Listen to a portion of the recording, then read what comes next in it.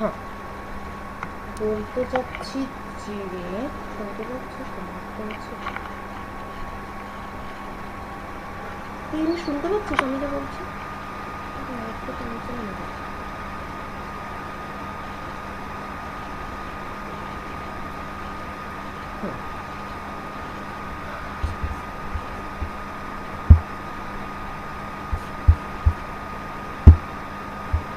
হ্যাঁ, বলছি যেমন ধর মানে রেজোনেন্ট ভাইব্রেশন যেমন করেছিলি না, এটা হচ্ছে সেই রকম রেজোনেন্ট ভাইব্রেশন। সেখানে আমরা কি করেছিলাম যে মানে এমনিতে তো আমাদের সিম্পল হারমোনিক অসিলেটরের ইকুয়েশন হচ্ছে mx double dot plus kx equal to 0।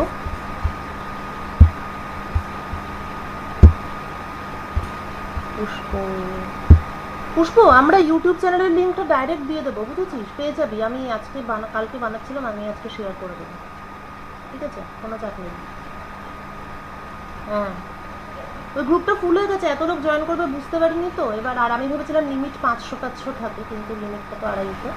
ওটা ঠিক আছে, ও তোদের অসুবিধা হবে না, ইউটিউবটাই দিয়ে দেবো, ওখানেই তো হবে, ওটা অসুবিধা হবে না। হ্যাঁ হ্যাঁ, যেটা বলছিলাম সেটা হচ্ছে যে একটা মনে কর এরকম একটা ব্যাপার আছে, একটা টেবিল আছে, একটা স্প্রিং, এই একটা মাস কানেক্টেড আছে, এটার মাস হচ্ছে m আর এটা স্প্রিং কনস্ট্যান্ট k।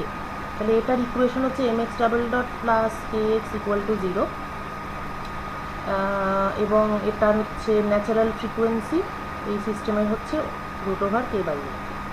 এটা হচ্ছে কি সিস্টেমের ন্যাচারাল ফ্রিকোয়েন্সি, মানে ওর নিজস্ব, পুরো সিস্টেমের প্রপার্টির উপর ডিপেন্ড করছে, কেননা এনটা এর মাস আর কেটা হচ্ছে স্প্রিং কনস্ট্যান্ট। এইবার আমি যদি এটার উপর বাইরে থেকে মনে কর একটা পিরিয়ডিক ফোর্স অ্যাপ্লাই করি, F naught sine omega naught T, মানে এই ফোর্সটাও পিরিয়ডিক, মানে জাস্ট তুই হাত দিয়ে ঠেলে দিলি ওরকম না, মানে তুই ঠেলছিস আবার টানছিস, ঠেলছিস টানছিস, মানে পিরিয়ডিক ফোর্স। যেমন যেটা হয় ধর ফর এক্সাম্পল একটা ব্রিজ আছে, নদীর উপর ব্রিজ, নদী তার উপরে ব্রিজ, হ্যাঁ কি বলছিস? হ্যাঁ, তো যেমন নদীর উপরে যদি ব্রিজ থাকে, সেখানে যদি হাওয়া দেয়, ঠিক আছে, তখন যেই ব্যাপারটা হয় অ্যাকচুয়ালি মানে ব্রিজে হাওয়া দিচ্ছে, এবার হাওয়াটা তো এক ধরনের পিরিয়ডিক ফোর্স, কেননা কিছুক্ষণ বাদে বাদে হাওয়া আসছে, মানে in a sense periodic force. এবং খুব ঝড় তুফান না উঠলে নর্মালি যে হাওয়া দেয় তার একটা পিরিয়ডিসিটি থাকে, মানে একটা নির্দিষ্ট ফ্রিকোয়েন্সি থাকে। তো সেই ধরনের ব্যাপারটা, সেটাই তো ফোর্সড ভাইব্রেশন, যে আমি একটা অসিলেটর, তাকে বাইরে থেকে তার উপর আলাদা করে একটা পিরিয়ডিক ফোর্স অ্যাপ্লাই করছি। এবার এইরকম যখন হয় তখন তো সেটার ইকুয়েশনে তখন কী হবে, একটা নতুন ফোর্স ঢুকবে, double dot minus kx plus এটা কনভার্ট হলে মাইনাস, এইরকম জিনিসটা হবে, মানে এখানে ঢুকবে আর কি ব্যাপারটা। তো এবার সেইটার যখন তোরা সলিউশন করেছিলি, তখন দেখেছিলি যে অ্যাম্পলিটিউড, মানে এইটার অসিলেশনের যে অ্যাম্পলিটিউড এ, সেইটা ম্যাক্সিমাম হয় যদি ওমেগা আর ওমেগা নটটা ইকুয়াল হয়, অর্থাৎ বাইরে থেকে যে ফ্রিকোয়েন্সিটা দিচ্ছি সেটা যখন ইন্টারনাল ফ্রিকোয়েন্সির সঙ্গে ইকুয়াল হয়, তখনই তোর অ্যাম্পলিটিউডটা ম্যাক্সিমাম হবে। এবার কথাটা হচ্ছে এইটার তো কোনো মানে ফিজিক্যাল রিজন নেই, মানে এটাই হয়, এটার কোনো ফিজিক্যাল রিজন অ্যাকচুয়ালি নেই, মানে সলভ করলে দেখা যাবে যে ওমেগা আর ওমেগা নট ইকুয়াল হলে তবেই এটা ম্যাক্সিমাম, বুঝেছিস? এবার সেই রকমই এটাও তাই, মানে এই যে ধর যখন নিচে থেকে অ্যাটম উপরে উঠবে, এক্সাইটেড হবে, তখন তুই অবশ্যই বলতে পারিস যে এটা যদি মাঝখানটা নিউ হয়, মানে E2 মাইনাস E1/h, এটাই অ্যাকচুয়ালি সিস্টেমের ন্যাচারাল ফ্রিকোয়েন্সি। এখন এবার তুই বলতেই পারিস যে বাইরে থেকে আমি যে ফোটন দিচ্ছি সেটা যদি h নিউ নট হয়, তাহলে নিউ নট যদি নিউ থেকে বড় হয়, অর্থাৎ বাইরে থেকে যে এনার্জিটা দিচ্ছি সেটা যদি ব্যান্ড গ্যাপের থেকে বেশি হয়, বাইরে থেকে এটা দিলাম, তার মানে কি হলো, h নিউ নট হচ্ছে গ্রেটার দ্যান ব্যান্ড গ্যাপ। অ্যাবজর্পশনের ক্ষেত্রে বলছি, অ্যাবজর্পশনের ক্ষেত্রে অবশ্যই জাস্ট বেশি হলেই এটা অ্যাবজর্পশন হয়, কিন্তু এমিশনটা এমিশনটা কিন্তু ওরকম কোনো মানে নর্মাল কোনো সিনারিও নয়। এমিশনটা হচ্ছে টিপিক্যাল ফোর্সড ভাইব্রেশনের মতো একটা জিনিস, একদম ঠিক ফোর্স ভাইব্রেশনে যেটা হচ্ছিল যে একটা অসিলেটর ছিল, বাইরে থেকে ডাইভিং পিরিয়ডিক ফোর্স দিলাম, তার ফলে অসিলেট করতে শুরু করলো, অ্যাম্পলিটিউডটা ম্যাক্সিমাম হবে যখন omega equal to omega not. এই ফেনোমেনাটা মানে এই ঘটনাটা আর এই ঘটনাটা মানে স্টিমিউলেটেড এমিশন মানে অ্যানালজিক্যালি একই রকম, একই ধরনের জিনিসটা, একই ধরনের। ফলে এখানে কিন্তু ওই রকমভাবে তুই ব্যাপারটাকে বলতে পারবি না যে নিউ নটটা নিউ থেকে বড় হলেই ব্যাপারটা হবে, কেননা প্রথমত এমিশনের জন্য বাইরে থেকে কোনো কিছু লাগারই তো কথা না। আর এই যে একটা ঘটনা যে বাইরে থেকে একটা ফোটন দিলাম তার জন্য উপর থেকে নিচে একটা অ্যাটম নেমে এলো, এটা তো অ্যাকচুয়ালি হওয়ারই কথা। মানে আমি বলতে চাইছি কমন সেন্স দিয়ে যদি ভাবি তাহলে তো এটা হওয়ারই কথা, ঠিক আছে। বাট তুই তো এটা কমন সেন্স থেকেই বলছিস যে এর থেকে বেশি ফ্রিকোয়েন্সি হলেই তো অ্যাবজর্পশন হবে, তাহলে বেশি ফ্রিকোয়েন্সি হলে নিশ্চয়ই এমিশন হবে। কিন্তু এটা ঠিক ওরকম কমন সেন্স দিয়ে তুই ভেবে এটা বলতে পারবি না, কেননা যদি কমন সেন্সের কথাই আসে তাহলে এই ব্যাপারটাই হওয়া উচিত নয় যে বাইরে থেকে ফোটন এলে উপর থেকে নিচে আসবে, এটা কিন্তু হওয়া উচিত না। কারণ এনার্জি সাপ্লাই দিচ্ছি নিচে থেকে উপরে যেতে পারে, এখানকার অ্যাটমগুলো উপরে উঠতে পারে, নিচে আসবে সেইটা কিন্তু ঠিক কমন সেন্স দিয়ে তুই এক্সপ্লেন করতে পারবি। ওকে, মানে এটা একটু অ্যাবস্ট্রাক্ট একটা আইডিয়া, মানে হচ্ছে তোকে কমন সেন্স চেঞ্জ করতে হবে, সোজা বাংলা কথায় এটা। এবার সেটাই বলতে চাইছি যে কিছু কিছু জিনিস এমন থাকে যে ঠিক কোয়ান্টাম মেকানিক্সের মতোই তুই কমন সেন্স দিয়ে ব্যাপারটা ঠিক বুঝতে পারবি না। মানে যেমন তুই একটা ওয়েভ, বা তুই এখন কী বলে তুই কোথা থেকে মোরামে তোর থাকার প্রবাবিলিটি 99.99%, আবার হলদিয়া গভর্নমেন্ট কলেজে তোর থাকার প্রবাবিলিটি 0.001%। এইটা কিন্তু তুই কমন সেন্স দিয়ে বুঝতে পারবি, এটা তুই এক্সপেরিমেন্ট আর ম্যাথমেটিক্স দিয়ে বুঝতে পারবি। মানে আমাদের ব্রেন এখন অতটা ডেভেলপ নয় আর কি, সেই জন্যে। তো এবার এটার ক্ষেত্রেও তাই, এটা তুই কমন সেন্স দিয়ে ওরকম বুঝতে পারবি না, এটা তোকে ম্যাথমেটিক্স এবং কোয়ান্টাম মেকানিক্স দিয়েই তোকে বুঝতে হবে। কোয়ান্টাম মেকানিক্সে এটা দেখানো যায় যে মিউ আর মিউ নট যদি এক্স্যাক্টলি ইকুয়াল হয় তখন উপর থেকে নিচে এরা ঝপাঝপ করতে শুরু করে, এই হচ্ছে ব্যাপার। এক্স্যাক্টলি ইকুয়ালই হতে হবে, মানে এটাকে তুই তোর ওই অ্যাবজর্পশন সম্পর্কে যা জানতিস বা যা ভাবতিস সেটা দিয়ে তুই এটাকে ফিজিক্যালি তুই এক্সপ্লেন করতে পারবি না। এটা তুই একদম যেটা বললাম পার্টারবেশন থিওরি, আচ্ছা ও যেটা বলছিলাম যেটা হচ্ছে গ্রিফিথসের কোয়ান্টামে পার্টারবেশন থিওরির একটা চ্যাপ্টার আছে, খুবই সহজ এমনিতে, মানে ম্যাথমেটিক্স ওয়াইজ খুবই সহজ, একটু উল্টে পাল্টে দেখতে পারিস, দেখলে ভালো লাগবে। আর এমনিও তোদের তো ফিফথ সেম তো শুরু হবে দুদিন বাদে, তখন তো আরও একটু কোয়ান্টাম জেনেও যাবি।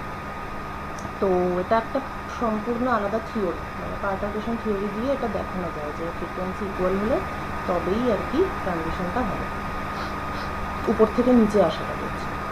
অ্যাবজর্পশনের ক্ষেত্রে এটার কোনো ম্যাটার নেই, কিন্তু এমিশনের ফান্ডাটা টোটালি আর কি ডিফারেন্ট। হ্যাঁ হ্যাঁ হবে, এটা ভুলে গেছে বোধহয়। হ্যাঁ হবে তো, আরে আমার বোর্ড দেখতে পাচ্ছিস তো তোরা? হ্যাঁ সেটাই, না না ক্লাস তো হবে, বাট সেটাই সৌভিক সন্দীপ না আসাটা তো একটু স্ট্রেঞ্জ। ওদের কি নেট নেই? আমি তবু একবার মেসেজ করে দিই। রোজ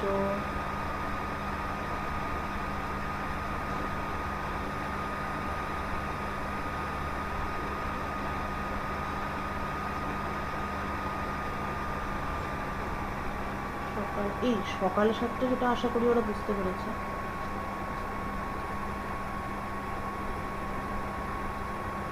7টা মিন্স সকাল 7টায়।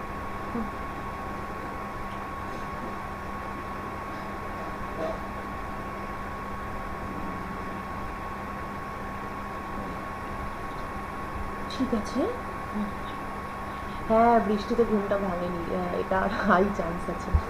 ঠিক আছে ঠিক আছে, শুরু করছি। এমনি তো অবশ্য বেশি কঠিন পার্টটা হয়ে গেছে, যেটা বেশি মানে বেসিক কনসেপ্টটাই লেজারে একটু বোঝা ডিফিকাল্ট, না হলে বাকিগুলো অতটাই চাপ নেই। বাকিটা তো একটু কেমিস্ট্রির মতো, এখন উপর থেকে নিচে এলো আর নিচে থেকে উপরে গেল। আচ্ছা যেটা বলছিলাম সেটা হলো যে পপুলেশন ইনভার্সনের টেকনিকগুলো তো বোঝা যাচ্ছে, কিন্তু আরেকটা খুব ইম্পর্টেন্ট পয়েন্ট যেটা বারবারে বলছিলাম আগের দিন, সেটা হলো এক্সট্রিম মনোক্রোমাটিসিটি।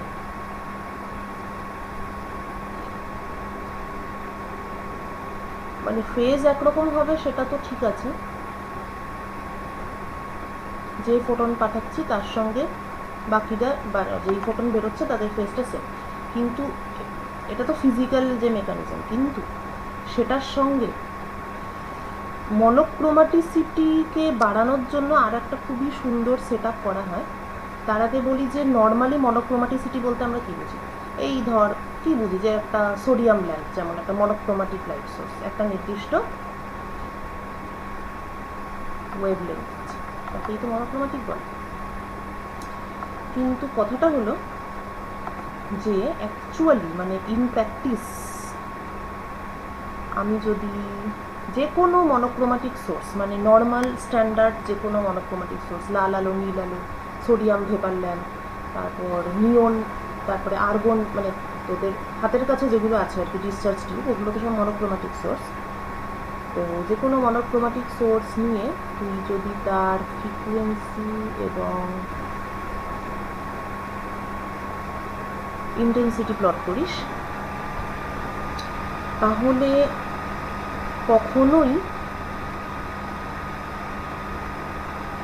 এই রকম কার্ভ কখনোই দেখতে পাওয়া যায় না। মানে মনোক্রোমাটিক বলতে আমি তাহলে কি বুঝবো, যে একটা পার্টিকুলার, আবার কারেন্ট দেখা যাচ্ছে, একটা পার্টিকুলার ফ্রিকুয়েন্সিতেই ইন্টেন্সিটিটা হাই আর বাকিগুলোতে কোনো ইন্টেন্সিটি নেই, সেটাই মানে আইডিয়াল মনোক্রোমাটিক বলতে সেটাই বোঝায়। কিন্তু রিয়েলিটি হচ্ছে যে কোনো স্ট্যান্ডার্ড মনোক্রোমাটিক সোর্সে গ্রাফ কোনোদিনই এরকম হয় না। এটা অ্যাকচুয়ালি যেটা হয় সেটা হচ্ছে এইরকম একটা,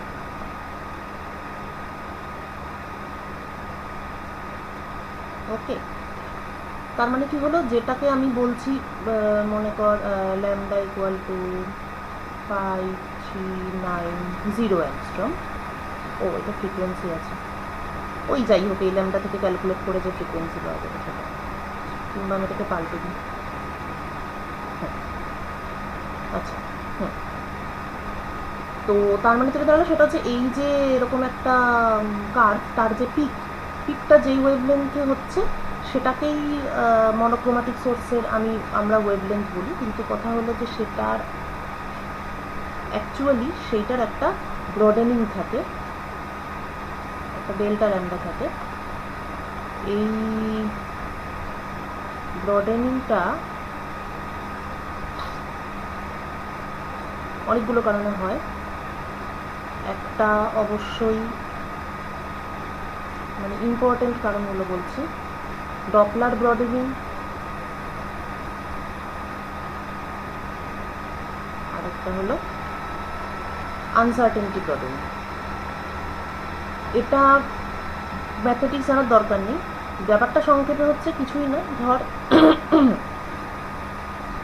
আচ্ছা এমিশনগুলো অ্যাকচুয়ালি কেন হয়, কোনো একটা অ্যাটম, সেই অ্যাটমের মধ্যে কি হচ্ছে যে ইলেকট্রন আছে, এবার ইলেকট্রনটা উপরের স্টেটে ছিল, হায়ার এক্সাইটেড স্টেটে, সেটা উপর থেকে নিচে নেমে এলো, তার ফলে লাইট বেরোলো, সেটাই তো, এটা একটা অ্যাটম, ওকে। তো উপর থেকে নিচে নেমে এলো, তার ফলে লাইট বেরোলো, সেটাই হচ্ছে আমার এমিশন লাইন। এখন এবার ডপলার এফেক্ট বলে একটা জিনিস পড়েছিলি, সেটা হচ্ছে কি যে একটা ট্রেন আসছে, ট্রেন থেকে একটা হুইসেল বেরোচ্ছে, তার যে ফ্রিকোয়েন্সি, ট্রেনটা যদি তোর, এটা তুই দাঁড়িয়ে আছিস, ট্রেনটা যদি তোর দিকে মুভ করে তাহলে এফেক্টিভ ফ্রিকোয়েন্সিটা বেড়ে যাবে, আর ট্রেনটা যদি তোর থেকে দূরে চলে যায় তাহলে এফেক্টিভ ফ্রিকোয়েন্সিটা কমে যায়। হ্যাঁ, এটাকেই ডপলার এফেক্ট বলে সাউন্ডের ক্ষেত্রে। এই এফেক্টটা যে কোনো মুভিং বডির ক্ষেত্রে দেখা যাবে। তাহলে এই যে ট্রেন আসছে, হুইসেল বেরোচ্ছে, এইটা আর এই যে অ্যাটম থেকে লাইট বেরোচ্ছে, এই দুটো actually equivalent system, moving train এবং এমিটিং অ্যাটম একই ধরনের ব্যাপার। তাহলে একটা অ্যাটম দাঁড়িয়ে আছে চুপচাপ এবং তার থেকে লাইট বেরোচ্ছে, এই অ্যাটমটা যদি তোর দিকে মুভ করে তাহলে এফেক্টিভলি ফ্রিকোয়েন্সিটা বেশি দেখাবে দেন অরিজিনাল ফ্রিকোয়েন্সি। আর যদি অ্যাটমটা তোর থেকে অপোজিট দিকে মুভ করে তাহলে এফেক্টিভলি ফ্রিকোয়েন্সিটা কম দেখাবে দেন এই original frequency, because of Doppler effect. এটাকে বলা হয় অপটিক্যাল ডপলার এফেক্ট।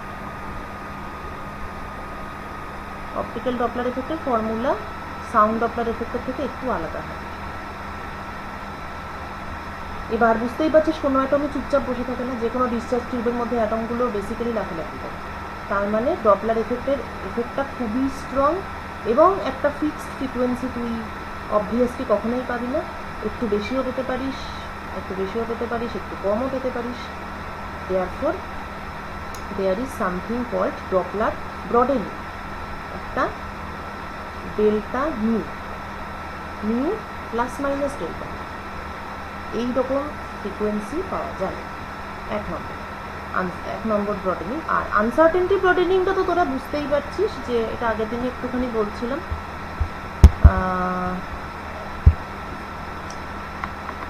আমার এই মিউটা হচ্ছে অ্যাকচুয়ালি E2 মাইনাস E1/H, তাহলে ডেল্টা মিউ হচ্ছে del E2 minus del E1/H, এবং E1 আর E2 যদিও বা ম্যাথমেটিক্স আমরা করেছিলাম, সেখানে আমরা এদেরকে কী বলেছিলাম, স্টেশনারি স্টেট বলেছিলাম। আর E1 আর E2 ছিল এনার্জি আইটেম স্টেট। সেটা ছিল থিওরি। ইন প্র্যাকটিস ওই রকম একটাই ডেফিনিট ভ্যালু, একটা এনার্জি লেভেলে। ইন প্র্যাকটিস সেটা কখনো হয় না। নেচারের ধর্ম হচ্ছে সব কিছুর মধ্যে একটা অনিশ্চয়তা ক্রিয়েট করা। সুতরাং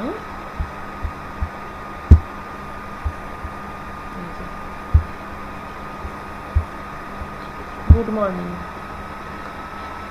হ্যাঁ, তো সুতরাং অ্যাকর্ডিং টু আনসার্টেনটি প্রিন্সিপাল এই এনার্জি E1 এবং E2 এদের সকলেরই একটা আনসার্টেনটি থাকবেই, ফলে যে এমিশন লাইনটা বেরোবে তারও একটা আনসার্টেনটি থাকবে, which is called uncertainty broadening. তাহলে ডপলার ব্রডেনিং আর আনসার্টেনটি ব্রডেনিং এই দুটো কারণের জন্য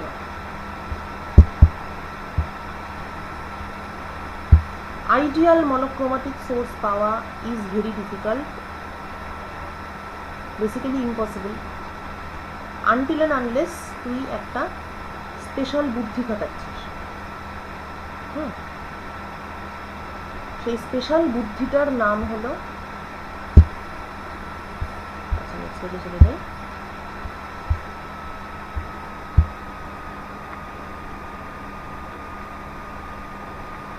এই স্পেশাল বুদ্ধির নাম হচ্ছে optical resonator.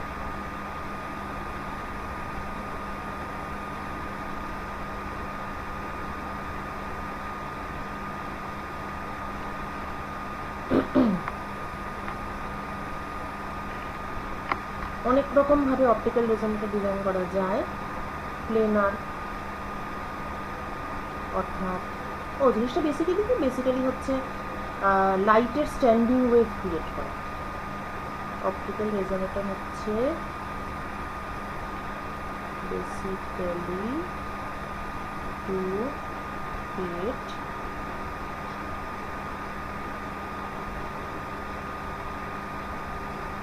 standing wave of light. Okay.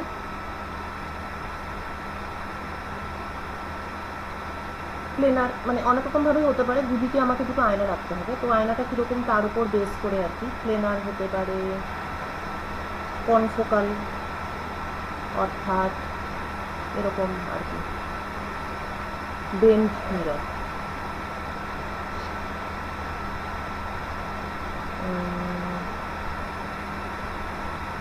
Concentric, অর্থাৎ সেন্টারটা একই থাকবে। কনফোকাল মানে হচ্ছে ফোকাল পয়েন্ট, ফোকাল লেন্থটা একই থাকবে। কনসেন্ট্রিক মানে হচ্ছে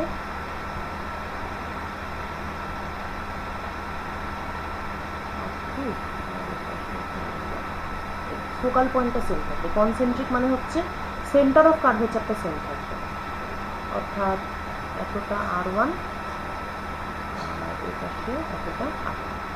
যাই হোক, এরকম নানান রকম ডিজাইন, কিন্তু বেসিক ব্যাপারটা হচ্ছে দুদিকে দুটো আয়না এবং তাতে রিফ্লেক্ট করে স্ট্যান্ডিং লাইটের স্ট্যান্ডিং ওয়েভ ক্রিয়েট করা। আর যেটা থাকতে হবে, জাস্ট আয়নাটা বসিয়ে দিলেই হবে না, অ্যালাইনমেন্টটা খুব ইম্পর্ট্যান্ট। বিশেষ করে না, প্রত্যেকটার ক্ষেত্রে ইম্পর্টেন্ট, যেমন প্লেন মিরার, ঠিক আছে। বেসিক্যালি তো লেজারগুলো তো দেখতে তো খুবই ছোট। এবার ধর একটা মিরার হয়তো 1 মিলিমিটার, আর একটা মিরারও হয়তো 1 মিলিমিটার, কিন্তু তুই যখন বসাতে যাবি তখন হয়তো একটা মিরার এখানে ছিল, আরেকটা মিরার ঠিক এক্স্যাক্টলি সেম লাইনে না হয়ে সামান্য উপরে উঠে যায়, তাহলে কিন্তু স্ট্যান্ডিং ওয়েভটা বুঝতেই পারছি সেখানটা এখানটা মানে ব্ল্যাঙ্ক, আর এটারও সামনেটা ব্ল্যাঙ্ক, সেক্ষেত্রে কিন্তু স্ট্যান্ডিং ওয়েভের ক্রিয়েশনটা ঠিকঠাক হবে না। তাই অপটিক্যাল রেজোনেটর বানাতে গেলে ভালো রিফ্লেক্টরের সাথে চাই ভেরি ভেরি প্রিসাইজ অ্যালাইনমেন্ট। এটা একদম মাস্ট। ওকে, যাই হোক, সেটা তো গেল টেকনোলজিক্যাল দিকটা। এবার অ্যাকচুয়ালি অপটিক্যাল রেজোনেটরের ভয়টা কি? একদম সিম্পলটা নিচ্ছি, প্লেনার।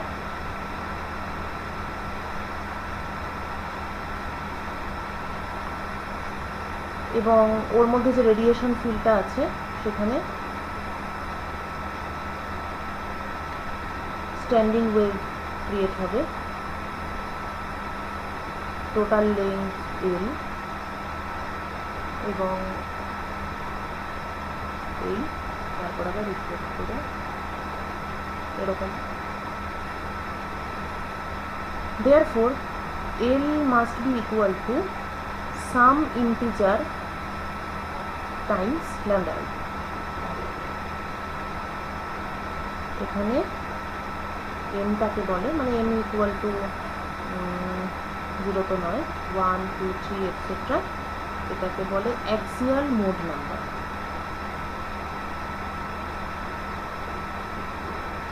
আচ্ছা, লেজারটা আমি তোদের আগে অ্যাটমিক ফিজিক্সের বই থেকে পাঠিয়েছিলাম ঠিকই, কিন্তু পরে আমি ভেবে দেখলাম যে অপটিক্সের তোদের যে বই আছে সেটা বিঘোষ বা বিভক্ত, অপটিক্সের সব বইতেই লেজার পাবি। অপটিক্সের বই থেকে পড়াটাই বেশি ভালো, মানে বেশি ডিটেলস থাকবে অপটিক্সের বইগুলোতে, যেমন আমি এটা বিঘোষ থেকে পড়াচ্ছি। আচ্ছা হ্যাঁ, তো এটা অ্যাক্সিয়াল মোড নাম্বার। সুতরাং আমি যদি এবার ফ্রিকোয়েন্সি ক্যালকুলেট করি এই ওয়েভলেন্থ থেকে, so lambda is 2L/n, frequency যদি ক্যালকুলেট করি c/n লাইটের ভেলোসিটি বাই ল্যামডা, n হচ্ছে refractive index of the medium,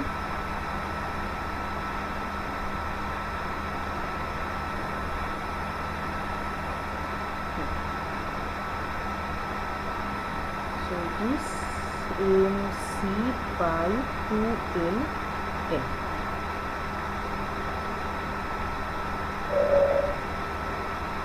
এটার ফলে সুবিধাটা কি হলো,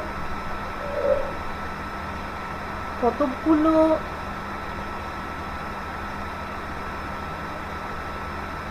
ডেফিনিট ফ্রিকোয়েন্সি আমি পাচ্ছি,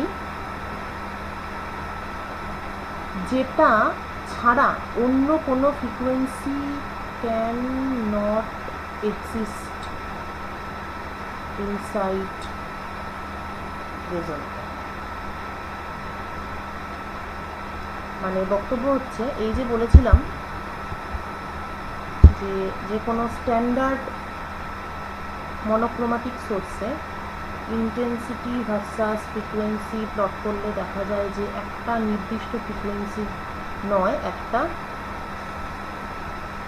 রেঞ্জ অফ ফ্রিকোয়েন্সি পাওয়া যায়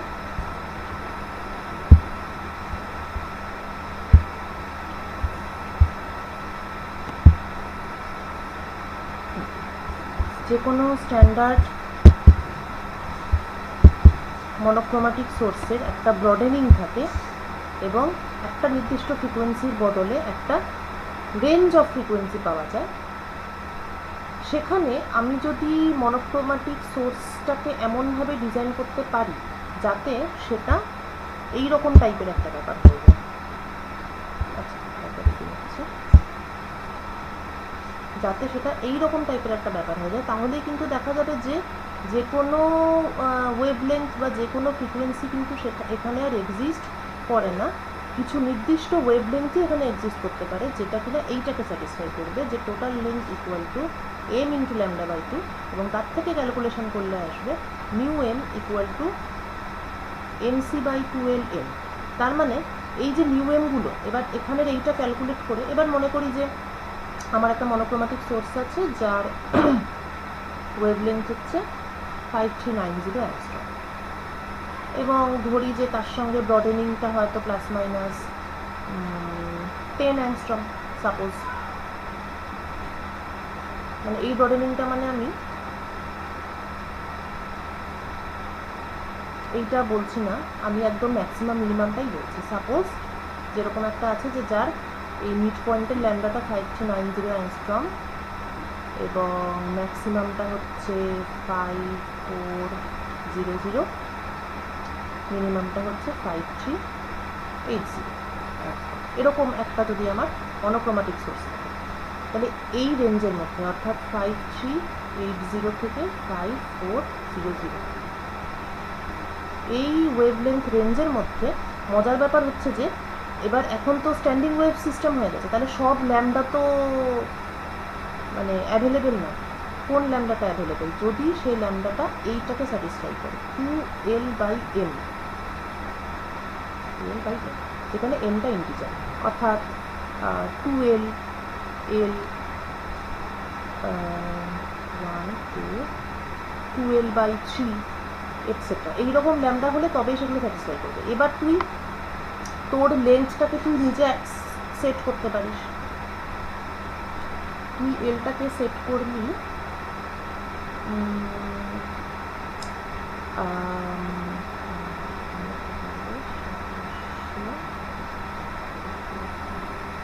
2600। আচ্ছা 2600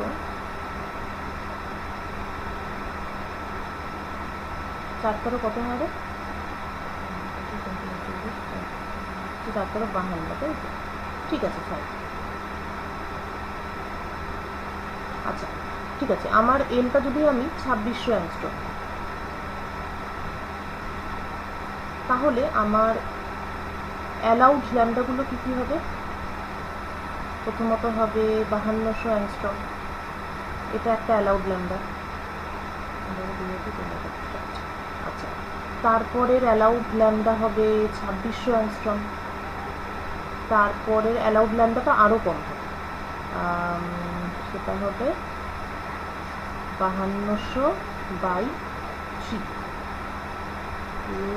2/2।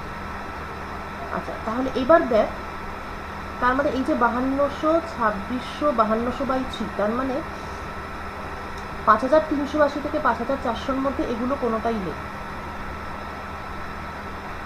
তার মানে আমার লাইট সোর্সটা যদি হয় সোডিয়াম ভেপার ল্যাম্প,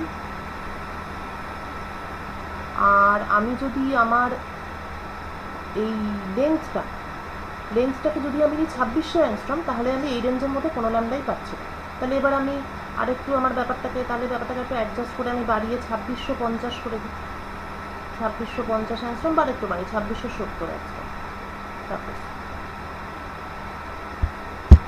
যদি 2670 অ্যাংস্ট্রম করি, তাহলে দেখি কী হচ্ছে, তাহলে রেঞ্জে আসছে কিনা। ল্যাম্ডা ইকুয়াল টু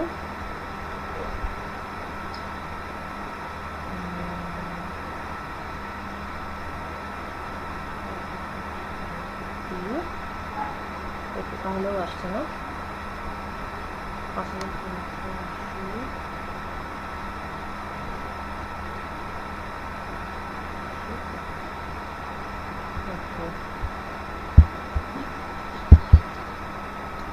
কেন পাচ্ছিস না? আমি এখন কিছুই বলছি না, এবার বলবো।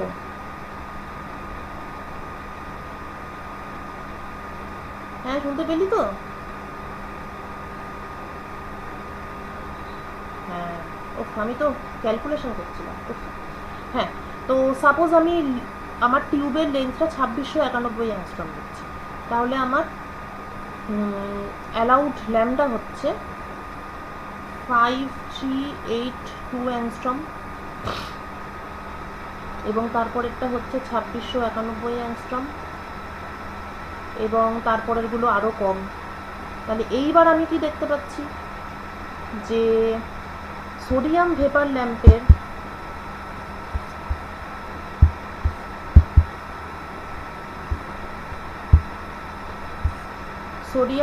ল্যাম্পের যে রেঞ্জটা ছিল 5380 থেকে 5400 অ্যাংস্ট্রম, তার মধ্যে একটাই ওয়েভলেন্থ অ্যালাউড, সেটা হচ্ছে 5382 অ্যাংস্ট্রম। তাহলে এইবার কিন্তু সোর্সটা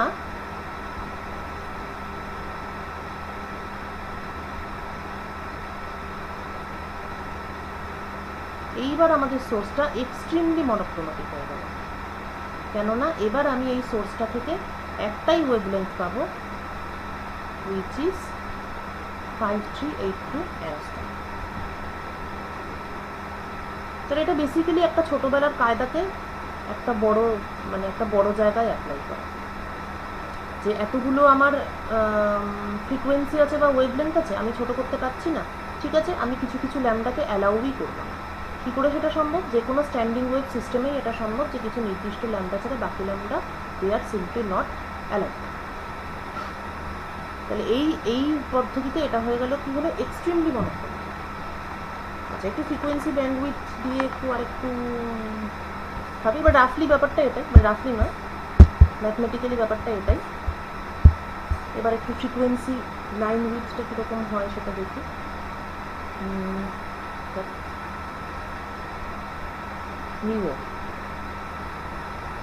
ইট ইজ MC/2ln। তাহলে frequency separation between consecutive lines, যে কোনো পরপর দুটো লাইনের মধ্যে ফ্রিকোয়েন্সি সেপারেশন কত হচ্ছে, C/2ln। খুব ইম্পর্টেন্ট।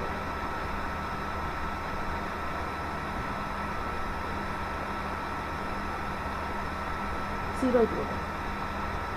এই সেপারেশনটা কোন সেপারেশন?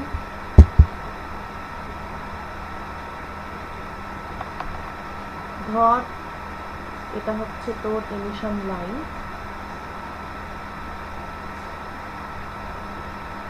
এবং এই এমিশন লাইনের মধ্যে তুই μm = MC/2ln মনে কর, তুই অনেকগুলো অ্যালাউড ফ্রিকোয়েন্সি এই রেঞ্জের মধ্যেই তুই পেয়ে গেছিস।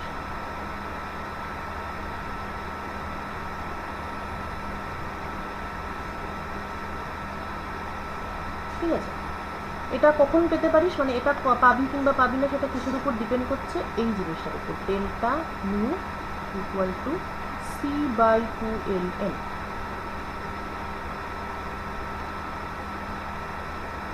ওকে, তাহলে এটা কি হলো, এটা আবার কিন্তু এক্সট্রিমলি মনোক্রোমেটিক হলো না। এখানে কতগুলো ফিক্সড ফ্রিকোয়েন্সি পাচ্ছি, কিন্তু মোর দ্যান ওয়ান, একটা দুটো তিনটে চারটে পাঁচটা ফ্রিকোয়েন্সি আমি পেয়ে যাচ্ছি। যদিও সেগুলোর ব্রডেনিং নেই, এটা ঠিক, এগুলো ডেফিনিট, μ1 μ2 μ3 μ4 μ5 পাঁচটা ফিক্সড হলো, কিন্তু তাহলেও আমি একটা ফ্রিকোয়েন্সি তো পাচ্ছি না, পাঁচটা পাচ্ছি।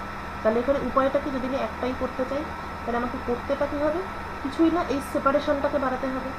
C/2ln এটাকে আমি যদি সামহাউ অ্যাডজাস্ট করে আমি যদি সেপারেশনটাকে বাড়িয়ে দিই, সিম্পল। কীভাবে সেপারেশনটাকে বাড়াতে পারি, ln এটাকে কমিয়ে l ডিক্রিজ আর n ডিক্রিজ, তাহলে কম রিফ্র্যাক্টিভ ইন্ডেক্সের কিছু একটা মেটেরিয়াল নিতে হবে, আর এই লেন্থটাকেও ছোট করতে হবে। আগের এক্সাম্পলেই দেখালাম যে আমরা লেন্থটাকে একেবারে লাইটের ওয়েভলেন্থের অর্ডারে নিচ্ছি, 2691 অ্যাংস্ট্রম। তাহলে বুঝতে পারছিস তো টেকনোলজিটা আসলে ঠিক কতটা ইম্পর্টেন্ট। তুই লেজারে তুই অনেক থিওরি বানালি, আমি এইটা করলে এইটা হবে বা সেটা করলে সেটা হবে, কিন্তু বাস্তবে এই কাজটা করার জন্য কিন্তু দরকার হচ্ছে কি ইঞ্জিনিয়ারিং এক্সপার্টাইজ দরকার। 2691 অ্যাংস্ট্রম লেন্থ হলে একটা টিউব বানাতে হলে তার কিন্তু মানে কী বলবো, সেই নলেজ এবং সেই স্কিল কিন্তু সম্পূর্ণ আলাদা একটা স্কিল। যাই হোক, তো সেই সেপারেশনটা আমি যদি সামহাউ বাড়াতে পারি, তাহলে কী হবে, এর আস্তে আস্তে ফাঁকা ফাঁকা হতে শুরু করবে। এমনভাবে আমি তারপরে ফাইনালি অ্যাডজাস্ট করবো সো দ্যাট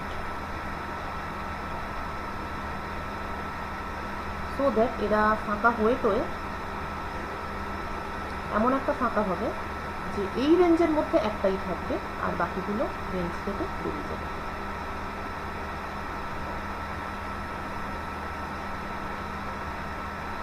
ব্যাস, তাহলেই আমার এটা হয়ে গেল এক্সট্রিমলি মনোক্রোমেটিক। তো লেজারে অ্যাকচুয়ালি এই জিনিসটাই হয়।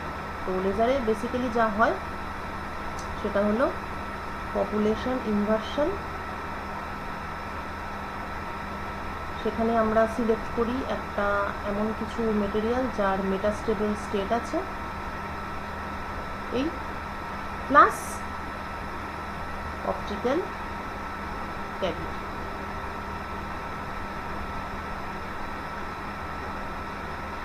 এই হচ্ছে যে কোনো লেজারের মানে বেসিক বিল্ডিং কম্পোনেন্ট। এবার ফেমাস লেজারের মধ্যে 1 নম্বরেই আছে রুবি লেজার।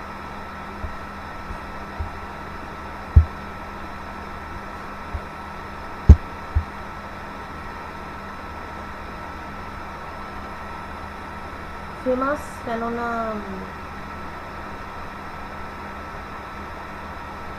রুবি লেজারটা তৈরি হওয়ার পরেই লোকজন লেজারকে পাত্তা দিতে শুরু করে আর কি, এবং লেজারের সঙ্গে মাইম্যানের নামটাও ওই জন্যই প্রচণ্ডভাবে জড়িত। Developed it in 1960। ও লেজার নিয়ে তো পুশ করে একটু এক্সট্রা পড়াশোনা আছে, ভালো। আচ্ছা, এটা হচ্ছে first operative solid state laser, অর্থাৎ এই লেজারে প্রথম অ্যাক্টিভ মিডিয়াম হিসেবে সলিড মেটেরিয়াল ইউজ করা হয়েছিল। তার আগে গ্যাস ইউজ করা হতো।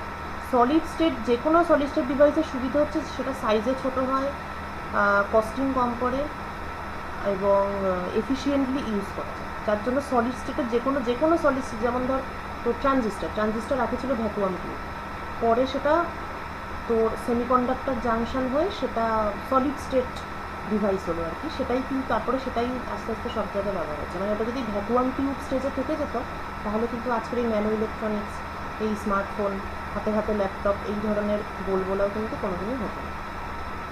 আচ্ছা, রুবি লেজারে অ্যাক্টিভ মিডিয়াম একটা সলিড, সেই মিডিয়ামটা হচ্ছে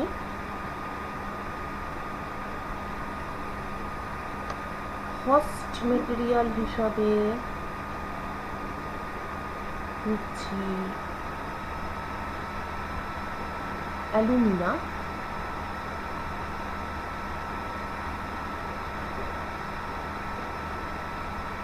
তার মধ্যে ডোপিং থাকবে এবং ডোপিংয়ের পোর্শনটা খুবই কম, 0.05%। ডোপিং থাকবে Cr2O3। কথাটা হচ্ছে যে ডোপিং থাকবে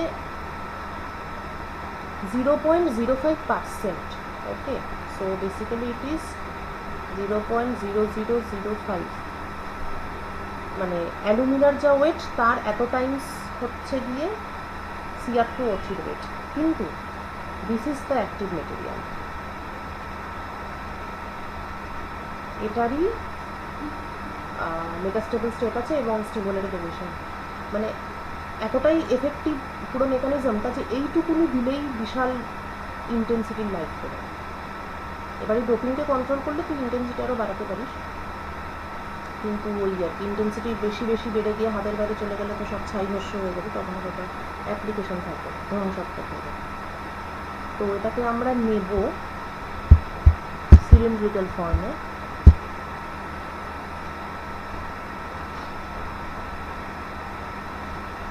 এটাই হচ্ছে রুবি রড আর কি। This is our active medium, ruby laser বলে এই মেটেরিয়ালটাকেই, sorry ruby rod.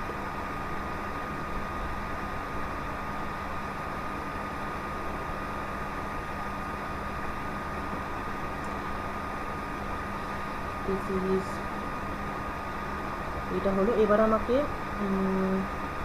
Active material. আচ্ছা, এবার পপুলেশন ইনভার্সনের যেটা টেকনিক এখানে ইউজ করা হয় সেটা হলো অপটিক্যাল পাম্পিং। অনেক রকম টেকনিক আমরা শিখেছি, তার মধ্যে এখানে অপটিক্যাল পাম্পিং, তার মানে বাইরে থেকে জোরালো লাইট ফেলা হবে,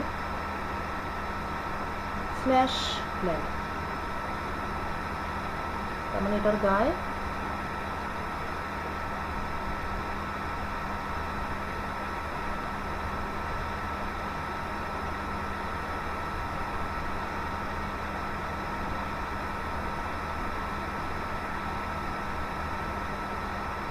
অপটিক্যাল ফাইবার পেঁচিয়ে এখানে একটা পাওয়ার সোর্স,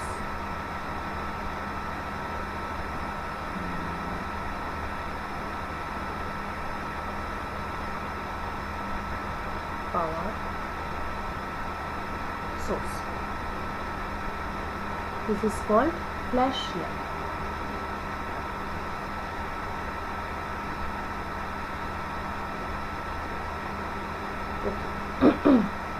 এবার এই যে রুবি ডট, সেখানে তো একটা অপটিক্যাল, অবভিয়াসলি কি বলেছি যে অপটিক্যাল রেজোনেট থাকবে, অর্থাৎ দুদিকে দুটো মিরার।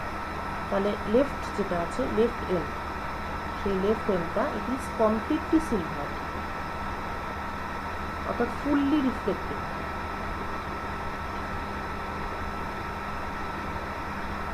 রাইট এন্ড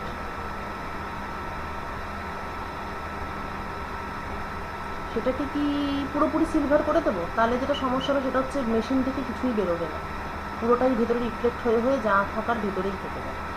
সেই জন্য এই সাইডটাকে করতে হবে পার্টলি সিলভার।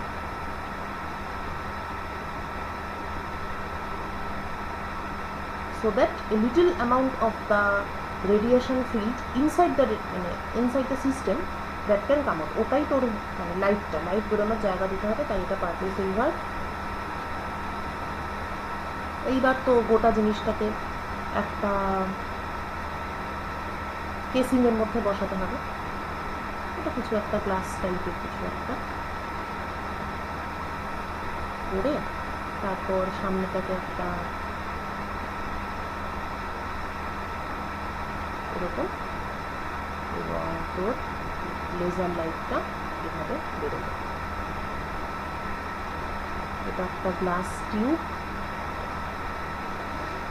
আর আমার ছবিটা আগে পরে আঁকা হয়েছে। এই যে ফ্ল্যাশ ল্যাম্পের যে তারটা বলেছি সেটা গ্লাস টিউবের উপর দিয়ে পেঁচানো আছে, রুবি রডের উপর ডাইরেক্টলি নয়।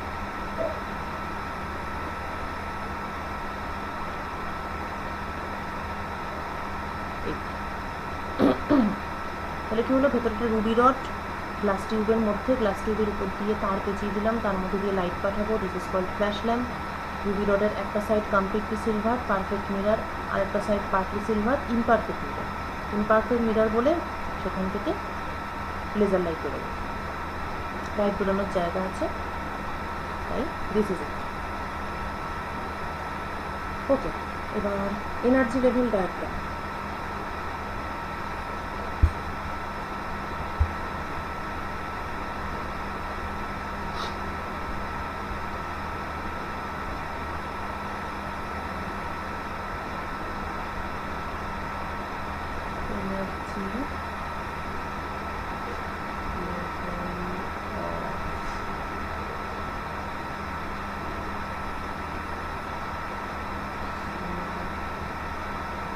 ক্রোমিয়াম আয়নের এনার্জি লেভেল, আয়ন, কারণ CF2O3 আয়ন ফর্মে আছে এটা।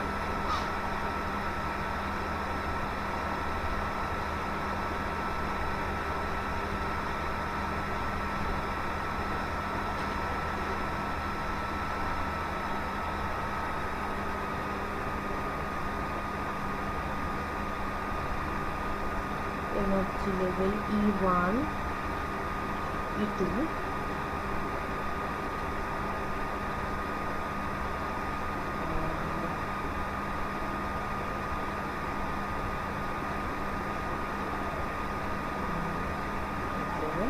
এইটা হচ্ছে গ্রাউন্ড লেভেল ক্রোমিয়াম আয়নের। Ground level, first excited state, second excited state, এদেরকে বলা হয় গ্রিন ব্যান্ড এবং ব্লু ব্যান্ড। এটা বেসিক্যালি আর কি যেই এমিশন লাইট বেরোয় সেই অনুযায়ী এদের নাম ঠাম দেওয়া হয়েছে। বাট এই যে ব্লু ব্যান্ড আর গ্রিন ব্যান্ড এরা কিন্তু স্ট্যান্ডার্ড এক্সাইটেড স্টেট আর কি, অর্থাৎ লাইফ টাইম 10⁻⁻⁹। এবার গ্রাউন্ড স্টেট আর এদের মাঝখানে একটা এনার্জি লেভেল আছে যেটাকে বলা হয় এম লেভেল, এবং তার লাইফ টাইম মাত্র, এখানে মাত্র নয়, এটার থেকে বেশি আর কি, অনেক বেশি, 10⁶ টাইমস বেশি। মানে অর্ডারটা ইম্পর্টেন্ট, দেখে মনে হচ্ছে মিলি সেকেন্ডটার কি এমন বেশি, কিন্তু অর্ডারটা ইম্পর্টেন্ট। এর যা লাইফ টাইম আর এর যা লাইফ টাইম 10⁶ টাইমস বেশি। তার মানে এটা মানে কিছু অ্যাটম এক্সাইটেড হবে যখনই ফ্ল্যাশ ল্যাম্প পাঠাই, অবশ্যই সব লেভেলেই অ্যাটম যায়, এরকম ভাবার কোনো কারণ নেই যে শুধু মেটাস্টেবল স্টেটে অ্যাটম যাবে বা যাই হোক কিছু একটা। যখন আমি ফ্ল্যাশ ল্যাম্প পাঠাবো অ্যাটম এক্সাইটেড হবে, গ্রিন ব্যান্ডে যাবে, ব্লু ব্যান্ডে যাবে, সর্বত্র যাবে। কিন্তু যেটা হবে সেটা হলো ব্লু ব্যান্ড আর গ্রিন ব্যান্ডে যারা যাবে তারা 10⁻⁹ সেকেন্ড পরে কী হবে, এখান থেকে নিচে নামবে, নিচে নেমে গ্রাউন্ড স্টেটে কিছু অ্যাটম যাবে আর কিছু অ্যাটম এই স্টেটটায় চলে আসবে। এবার 10⁻⁹ সেকেন্ড এইটুকু সময়ের মধ্যেই কিন্তু এই ঘটনাটা ঘটে যাবে। মানে এই E1 এবং E2 থেকে অ্যাটমগুলোর মানে ইলেকট্রনগুলোর নিচে নেমে আসাটা ন্যানো সেকেন্ডের মধ্যে ঘটে গেছে, গল্প শেষ। এরপর কি হবে, যারা যারা এইখানে চলে এলো তাদের ক্ষেত্রে কিন্তু 10⁻⁶ এতটা বেশি সময় তারা হাতে পাচ্ছে, তারা অতটা সময় ধরে এখানেই থেকে গেছে। ওকে, এবার এই সময়ের মধ্যে এখানে বাইরে থেকে একটা ফোটন দিতে হবে যার ফ্রিকোয়েন্সি বা ওয়েভলেন্থের টার্মে বলি, যার ওয়েভলেন্থটা হচ্ছে 6943 অ্যাংস্ট্রম। এটা কোনটা? এটা হচ্ছে এখান থেকে যখন নিচে অ্যাটম ডিএক্সাইট করে, দিস ইজ মেটাস্টেবল স্টেট, এখান থেকে যখন নিচে ডিএক্সাইট করে তখন মানে এই গ্যাপটা থেকে ক্যালকুলেট করলে যে ওয়েভলেন্থ পাওয়া যাবে এটা হচ্ছে সেই ওয়েভলেন্থ। তার মানে ইনিশিয়ালি যেটা ঘটা সেটা তো ঘটে গেল, উপর থেকে নিচে এলো, এখানে নামলো, হোয়াটএভার, এগুলো সব হয়ে গেল। এরপর 1 ন্যানো সেকেন্ডের মধ্যে এই ব্যাপারটা মিটে গেল। তারপর অ্যাটমগুলো কিছু এখানে থেকে যাচ্ছে ফর 1 মিলি সেকেন্ড সময়, যেটা 10⁻⁶ টাইমস হায়ার। ওই যে এক্সট্রা টাইমটা এখানে থাকলো সেই এক্সট্রা টাইমের মধ্যে, এবং এই সংখ্যাটা যথেষ্ট বেশি, তো ওই এক্সট্রা টাইমের মধ্যে বাইরে থেকে যদি একটা ফোটন এর উপর এসে পড়ে যার ওয়েভলেন্থ 6943 অ্যাংস্ট্রম, যখনই একটা ফোটন ইজ সাফিশিয়েন্ট, একটা ফোটন এখানে এসে পড়লেই এখানে যতগুলো অ্যাটম আছে এই এনার্জি লেভেলে সবাই একসঙ্গে উপর থেকে নিচে পড়ে। এবার প্রশ্ন হচ্ছে এই যে ফার্স্ট ফোটনটা যেটা আমি বলছি সেটা আমি কোত্থেকে পাবো? এটা দেওয়ার কোনো সিস্টেম তো আপনি এই ছবিতে দেখাবেন না। ফার্স্ট ফোটনটা অ্যাকচুয়ালি কোত্থেকে পাবো? প্রথমে যখন কিছুই দিইনি আর কি, তখন তো প্রথমে ফ্ল্যাশ ল্যাম্পটা অন করেছি। ফ্ল্যাশ ল্যাম্প অন করতে ব্লু ব্যান্ড গ্রিন ব্যান্ডে সবাই যাবে, উপর থেকে নিচে আসবে আর এখানে স্টোর হবে। তারপর 1 মিলি সেকেন্ড পরে কোনো একটা অ্যাটম বা অনেকগুলো অ্যাটম নিশ্চয়ই একা একাই ডিএক্সাইট করবে, কারণ এটাও তো মেটাস্টেবল স্টেট, মানে তো ইনফাইনাইট নয়। 1 মিলি সেকেন্ডের পরে এরাও নিজে নিজেই উপর থেকে নিচে আসে, যখনই নিচে আসবে তখনই ওরা একটা ফোটন ছাড়বে, সেই ফোটনগুলোই পরে অন্যান্য অ্যাটমকে হিট করবে, এবং তার মানে ফার্স্ট ফোটনটা আমি স্পন্টেনিয়াস এমিশন থেকেই পাবো। কেননা একটা জিনিস মাথায় রাখতে হবে যে ফ্ল্যাশ ল্যাম্পটা কিন্তু কন্টিনিউয়াসলি জ্বলবে, এমন নয় যে আমি জ্বালিয়ে নিভিয়ে দেবো। ফ্ল্যাশ ল্যাম্পকে কন্টিনিউয়াসলি চালু রাখতে হবে, কন্টিনিউয়াসলি অন। যতক্ষণ ফ্ল্যাশ ল্যাম্প অন থাকছে ততক্ষণই আমার লেজার পাচ্ছে।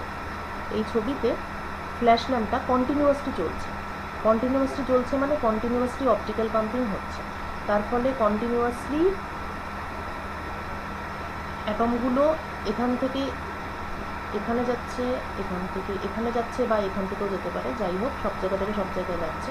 যাওয়াটা কোনো ব্যাপার নয়, ফেরাটা কিছু ডাইরেক্ট অবশ্যই আসবে নিচে নামলেই, আবার অনেকে এখানে আসবে, যারা এখানে আসবে তারা এখানেই থেকে যাবে ফর 1 মিলিসেকেন্ড। 1 মিলিসেকেন্ড হয়ে গেলে নিজেই উপর থেকে নিচে নামলো।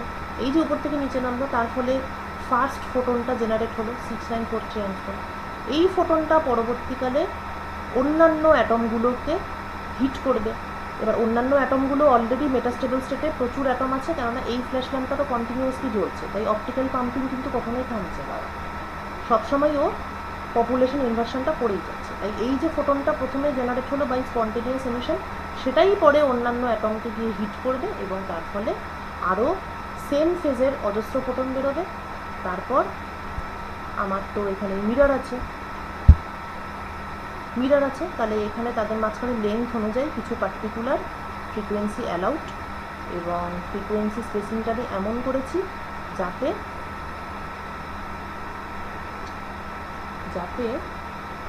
অরিজিনাল এমিশনটা 6943 অ্যাংস্ট্রম, কিন্তু এই ব্রডেনিংটা সেটা আমি অ্যালাউ করিনি।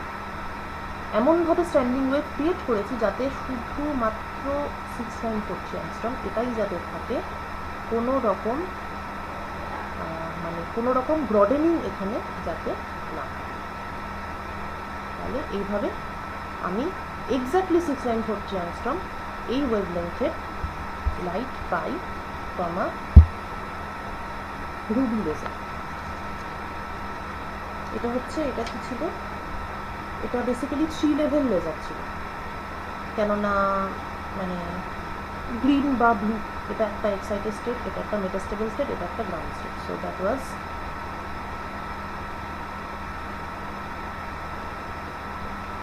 Level laser. হিলিয়াম নিয়ন মানে গ্যাস লেজারের ক্ষেত্রে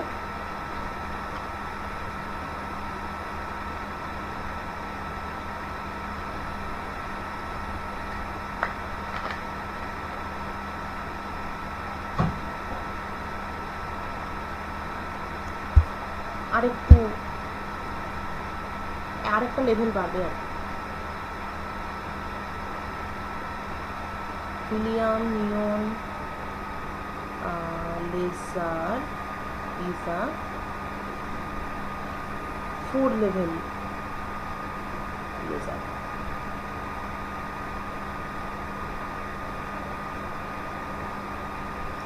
It is the first gas laser, মানে যে কোনো ব্যাপারে টপ করতে পারলে বেশ ভালো ব্যাপার, সেটা লোকে প্রচুর বেশি মনে রাখে। First gas laser developed bye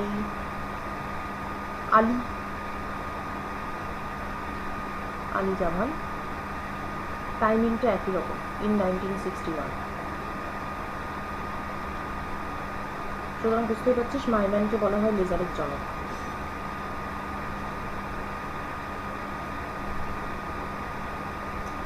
okay, gas লেজারের active medium মানে অ্যাক্টিভ কম্পোনেন্ট হচ্ছে হিলিয়াম, মানে হিলিয়াম নয়, মানে অ্যাক্টিভ জিনিসটা হচ্ছে নিয়ন। আগেরটাতে যেমন CR2O3টা অ্যাক্টিভ ছিল, ঠিক আছে, কিন্তু একটা মিক্সচার নেওয়া হচ্ছে পপুলেশন ইনভার্সনের সুবিধার জন্য, কেননা এখানে পপুলেশন ইনভার্সন হয় by inelastic collision of atoms.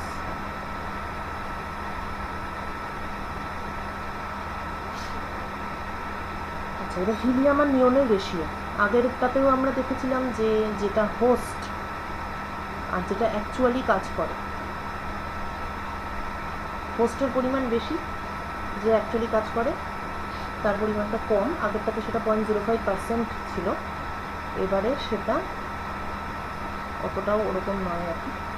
হিলিয়ামের নিয়মকে আমরা নেব 5:1 এই রেশিও। ওকে, তারপর তো আগেরটাতে ছিল সিলিন্ডার, এটা তো obviously discharge tube. So this is a gas discharge tube.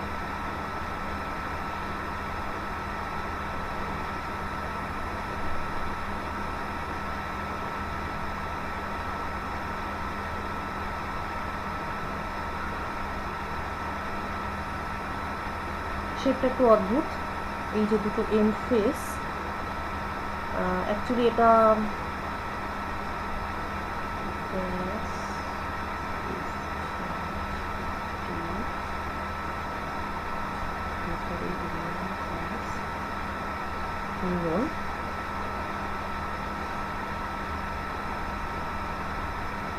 এই দুটো end face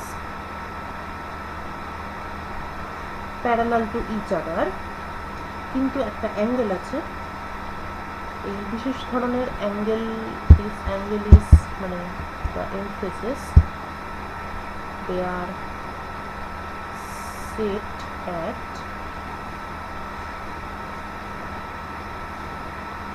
ব্রুস্টার্স angle.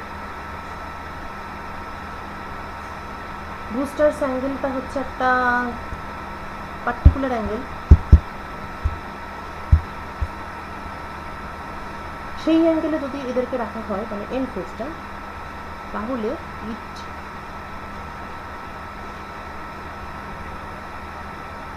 minimizes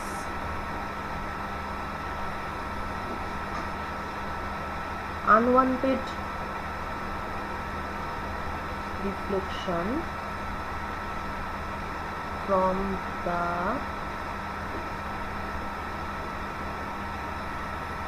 windows of the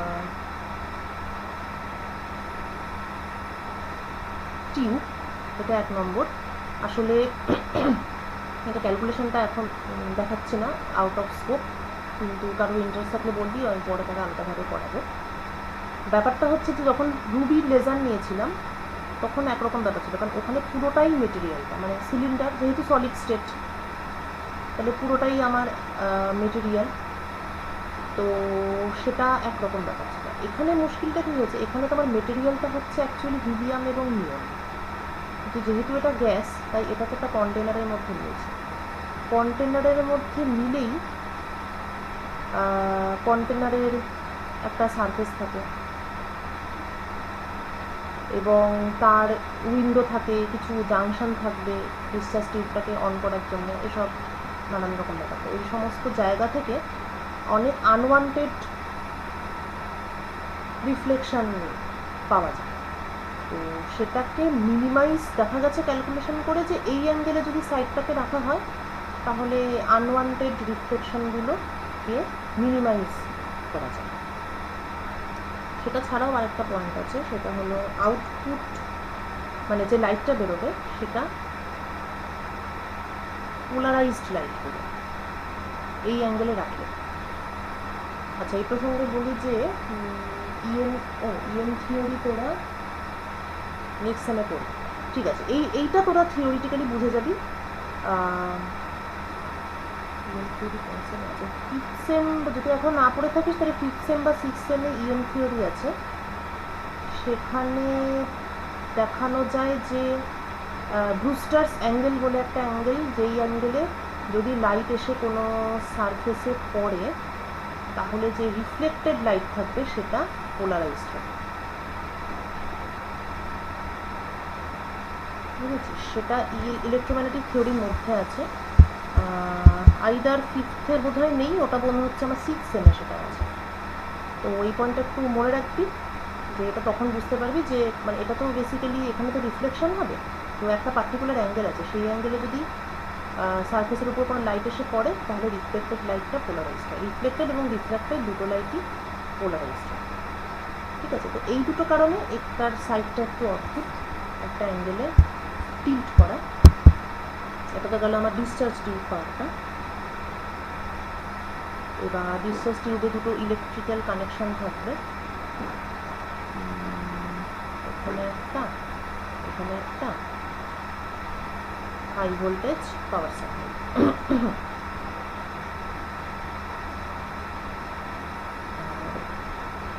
আর হচ্ছে কি মিরর সিস্টেম, এরকম এরকম কনফোকালও হতে পারে বা কনসেন্ট্রিক হতে পারে। একটা থাকবে ফুললি রিফ্লেক্টিং, আর একটা থাকবে পার্টলি রিফ্লেক্টিং এবং লেজার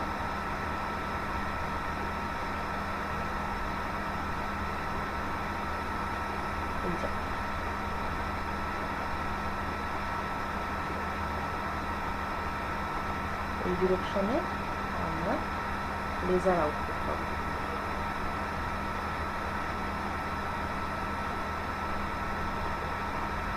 ওয়েল,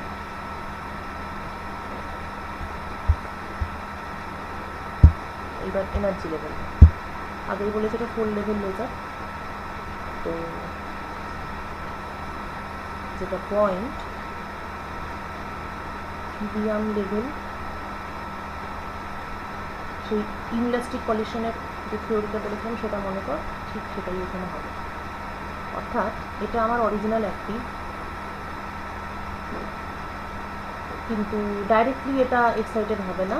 প্রথমে হিলিয়াম লেভেলটা, মানে হিলিয়াম অ্যাটমগুলো এক্সাইটেড হবে, কেননা লাইট অ্যাটমগুলোকে এক্সাইট করা রিলেটিভলি ইজিয়ার। তো ফার্স্ট মেটাস্টেবল স্টেট এবং সেকেন্ড মেটাস্টেবল স্টেট দুটোই কিন্তু মেটাস্টেবল। মেটাস্টেবল তাই এম দিয়ে বলছি, M1 M2।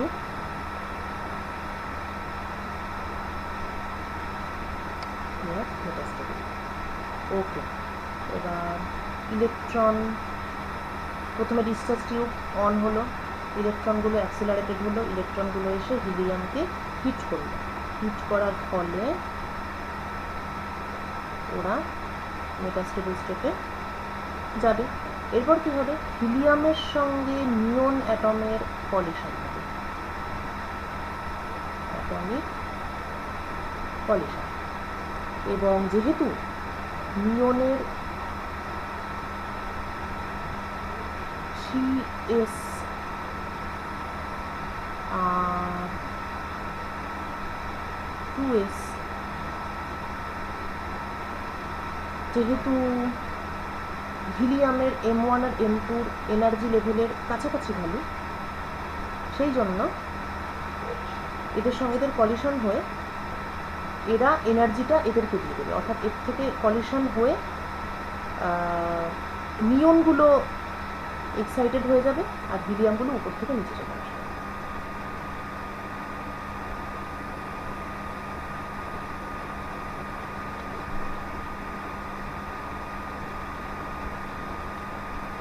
এবার নিয়নের ক্ষেত্রে দেখি। নিয়নের ক্ষেত্রে এটা গ্রাউন্ড স্টেট এবং এরাও কিন্তু মেটাস্টেবল স্টেট। এটা মেটাস্টেবল এবং এটাও মেটাস্টেবল। তাহলে কি হলো? ইলেকট্রনের ইম্প্যাক্ট হলো, হিলিয়ামগুলো এক্সাইটেড হলো, এর সঙ্গে এর কলিশন হলো, এরা এক্সাইটেড হলো আর এরা ডিএক্সাইট করে নিচে চলে এলো। এরা দুজনেই মেটাস্টেবল, কিন্তু তারপর দেখতে হবে যে এরা যখন ডিএক্সাইট করছে, অর্থাৎ লেজারে আমি কোন লাইটটা পাবো? মেটাস্টেবল থেকে যেখানে নামে সেই লাইটটাই আমি পাবো। তাহলে বাকি লেভেলগুলো দেখতে হবে। তবে 3S এর ঠিক নিচেই থাকে 3P।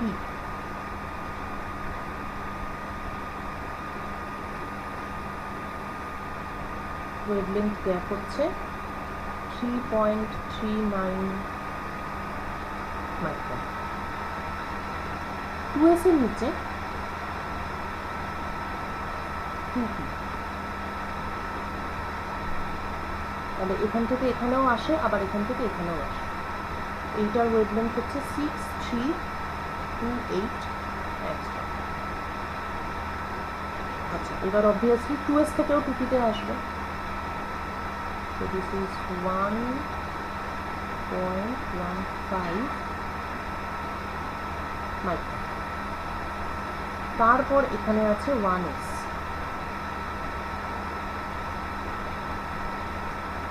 তাহলে মেটা থেকে, এই মেটাস্টেবল থেকে এখানে আর এখানে 3.39 638 এই 2s থেকে এখানে 1.15।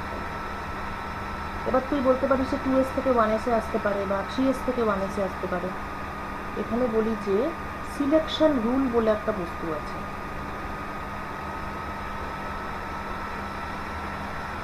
যে কোনো লেভেল থেকে যে কোনো লেভেলে ট্রানজিশন কিন্তু পসিবল নয়। এটা অ্যাটমিক ফিজিক্স, আমি ভুলেও যাচ্ছি অ্যাটমিক ফিজিক্স তোরা পড়েছিস কিনা এখন অবধি। সেখানে অ্যাটমিক এনার্জি লেভেল নিয়ে যখন পড়ানো হবে তখন দেখতে পাবি, বা যদি বই দিয়ে থাকে তাহলে জেনে গেছিস। সেটা হচ্ছে যে সিলেকশন রুল বলে যে অ্যাটমিক যে এনার্জি লেভেলগুলো আছে সেগুলোর ক্ষেত্রে বলছি, ডেল্টা এল যদি 0 হয় তাহলে there should be no transition. Delta L তাহলে 3s 2s 1s এদের সবার ক্ষেত্রেই এল 0।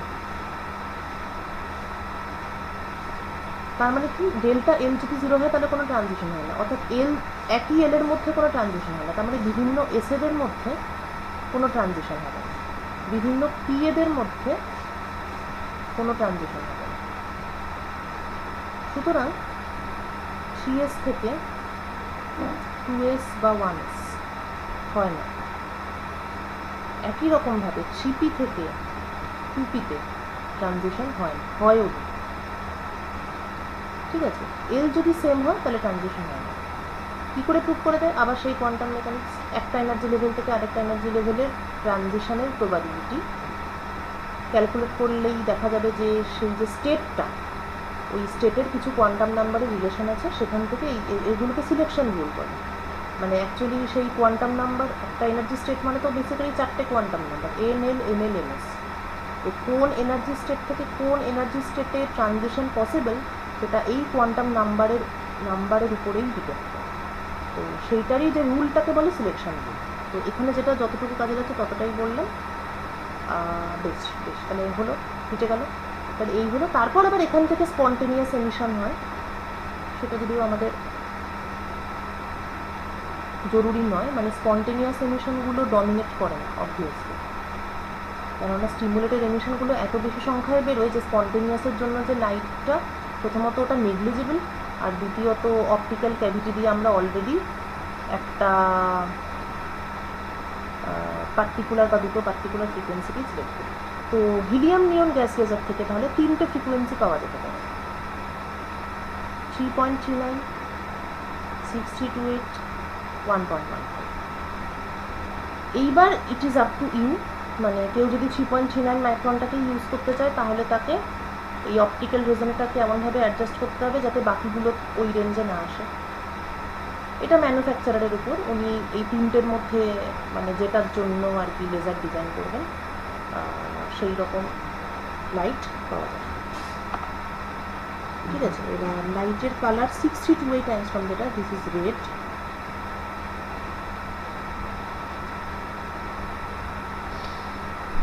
বাকিগুলো এক্স্যাক্ট কালার বলতে পারছি না, মানে ভিজিবল রেঞ্জের মধ্যে তো আছে অবশ্যই, কিন্তু মোস্ট পপুলার হচ্ছে 6328 অ্যাংস্ট্রমটাই, মেনলি ওটার জন্যই এগুলো ডিজাইন করা হয়। তবে 3.39 মাইক্রন বা 1.15 মাইক্রন কোনো একটা মিক্সড কালার হবে এটা,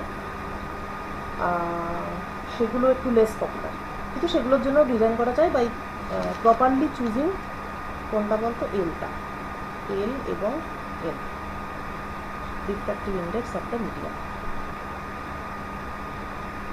প্রসঙ্গত আমি কি মেটেরিয়াল নিচ্ছি, যেমন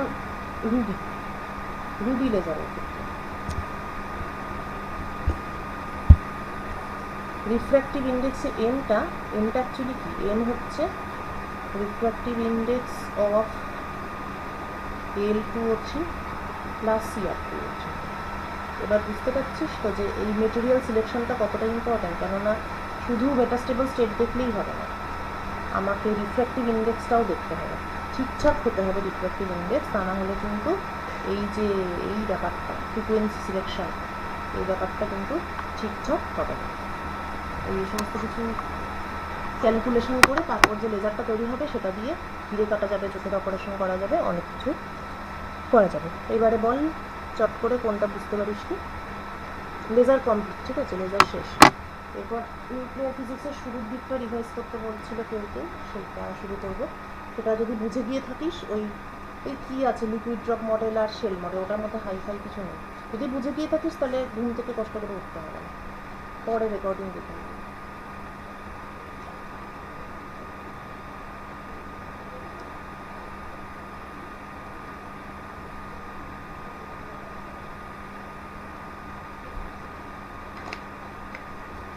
তুই কিছু কোশ্চেন করবি?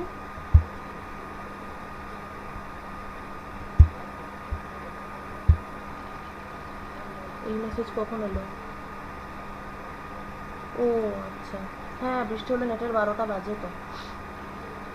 হ্যাঁ বল। ও ঠিক আছে, আচ্ছা ঠিক আছে, তাহলে আবার নেক্সট ক্লাস হচ্ছে গিয়ে শুক্রবার হবে। হ্যাঁ শুক্রবার ইলেকট্রনিক্স। হ্যাঁ ঠিক আছে, টাটা।